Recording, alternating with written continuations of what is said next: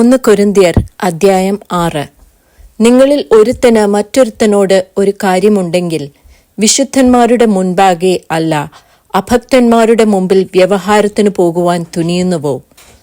വിശുദ്ധന്മാർ ലോകത്തെ വിധിക്കും എന്ന് അറിയുന്നില്ലയോ? ലോകത്തെ നിങ്ങൾ വിധിക്കുമെങ്കിൽ ഏറ്റവും ചെറിയ സംഗതികളെ വിധിപ്പാൻ നിങ്ങൾ അയോഗ്യരോ? നാം ദൂതന്മാരെ വിധിക്കും എന്ന് നിങ്ങൾ അറിയുന്നില്ലയോ? ഐഹിക കാര്യങ്ങളെ എത്ര അധികം! എന്നാൽ നിങ്ങൾക്ക് ഐഹിക കാര്യങ്ങളെക്കുറിച്ച് വ്യവഹാരമുണ്ടെങ്കിൽ വിധിപ്പാൻ സഭ ഗണ്യമാക്കാത്തവരെ ഇരുത്തുന്നുവോ? നിങ്ങൾക്ക് ലജ്ജയ്ക്കായി ഞാൻ ചോദിക്കുന്നു, ഇങ്ങനെ സഹോദരന്മാർക്ക് മധ്യേ കാര്യം തീർപ്പാൻ പ്രാപ്തിയുള്ളൊരു ജ്ഞാനിയും നിങ്ങളുടെ ഇടയിൽ ഇല്ലയോ? അല്ല, സഹോദരൻ സഹോദരനോട് വ്യവഹരിക്കുന്നു, അതും അവിശ്വാസികളുടെ മുമ്പിൽ തന്നെ. നിങ്ങൾക്ക് തമ്മിൽ വ്യവഹാരമുണ്ടാകുന്നത് തന്നെ കേവലം പോരായ്മയാകുന്നു. അതിനു പകരം നിങ്ങൾ അന്യായം സഹിച്ചു കൊള്ളാത്തത് എന്ത്?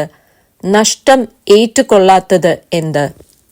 അല്ല, നിങ്ങൾ അന്യായം ചെയ്യുകയും നഷ്ടം വരുത്തുകയും ചെയ്യുന്നു, അതും സഹോദരന്മാർക്ക് തന്നെ.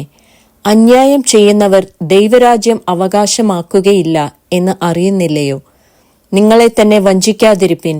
ദുർനടപ്പുകാർ, വിഗ്രഹാരാധികൾ, വ്യഭിചാരികൾ, സ്വയഭോഗികൾ, പുരുഷകാമികൾ, കള്ളന്മാർ, അത്യാഗ്രഹികൾ, മദ്യപന്മാർ, വാവിഷ്ഠാണക്കാർ, പിടിച്ചുപറിക്കാർ എന്നിവർ ദൈവരാജ്യം അവകാശമാക്കുകയില്ല.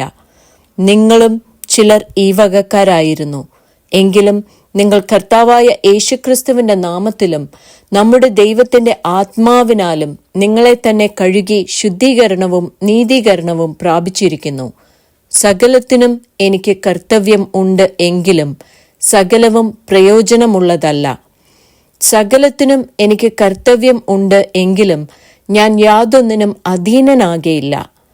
ഭോജ്യങ്ങൾ വയറ്റിനും വയറു ഭോജ്യങ്ങൾക്കും ഉള്ളത്, എന്നാൽ ദൈവം ഇതിനെയും അതിനെയും ഇല്ലായ്മയാക്കും. ശരീരമോ ദുർനടപ്പിനല്ല, കർത്താവിനത്രേ, കർത്താവ് ശരീരത്തിനും.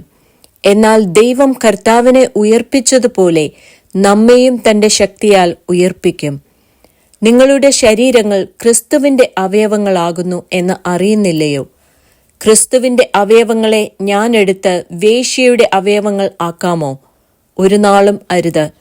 വേശ്യയോട് പറ്റിച്ചേരുന്നവൻ അവളുമായി ഏക ശരീരമാകുന്നു എന്ന് നിങ്ങൾ അറിയുന്നില്ലയോ?